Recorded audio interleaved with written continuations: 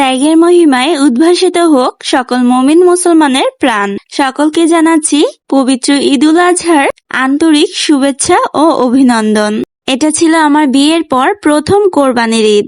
আর আমার যেহেতু লাল গরু পছন্দ, তাই আমার হাজবেন্ড কিন্তু হাটে গিয়ে লাল রঙের একটি গরু কিনে নিয়ে এসেছিল। গরুটা পেয়ে আমি তো অনেক খুশি হয়ে গিয়েছিলাম, বাট এখন যেহেতু গরুটা আর নেই, তাই ভিডিওতে ভয়েস ওভার দেওয়ার সময় অনেকই খারাপ লাগছে, কারণ গরুটার প্রতি অন্যরকম একটা মায়া ভালোবাসা সৃষ্টি হয়ে গিয়েছিল। যখন কোরবানি দেওয়া হচ্ছিল তখন তো অনেক বেশি কষ্ট লেগেছে। তবে নিজেদের প্রিয় পশুকে আল্লাহর রাস্তায় কোরবানি দেওয়ার মধ্যে অন্যরকম একটা শান্তি বিরাজ করে। আল্লাহর কাছে তো একটাই চাওয়া, আল্লাহ যেন আমাদের সকলের কোরবানিকে কবুল করে নেন। এদিকে দেখেন আমার হাজবেন্ড কি একটা কাজ করেছে। আমি তো ভয়ে গরুর সামনেই যাই না কখনো, তাও এবার সবার রিকোয়েস্টে একটু সামনে গিয়েছিলাম। ও জানে যে আমি কোরবানির সময় সামনে যাই না, ভয় পাই, আর কখনোই রক্তে হাত দেই না। তো আমি তো অনেকখানি দূরে দাঁড়িয়েছিলাম, দেখছিলাম কিভাবে কোরবানি দিচ্ছে। এর মধ্যে কোরবানি দেওয়া শেষ হতে না হতে ও দৌড়ে এসে গরুর রক্তগুলো ওর হাত থেকে এনে আমার হাতে লাগিয়ে দিয়েছে। আমি তো দৌড়ে গেটের ভেতরে ঢুকে গিয়েছিলাম। তারপর হাত ধুয়ে এসে আবার গরু কাটা দেখছিলাম।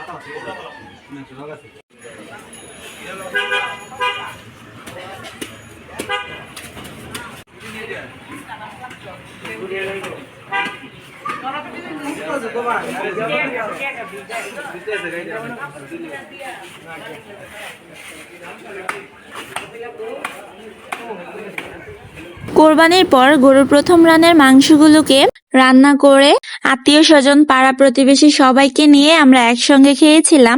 এন্ড দেন আমাকে কোরবানি ঈদে যে ড্রেসটা কিনে দিয়েছিল তার সাথে ম্যাচিং করে আমার হাজবেন্ড একটা পাঞ্জাবি কিনেছিল।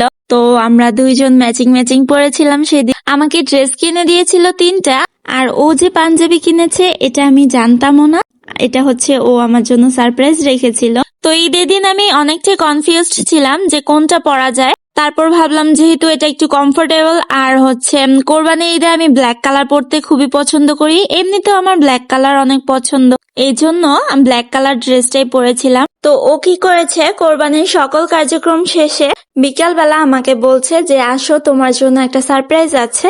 তারপর দেখি ও মা, আমি যে ড্রেসটা পরেছি এটার সাথে একদম ম্যাচ করে ও একটা পাঞ্জাবি কিনে রেখেছে।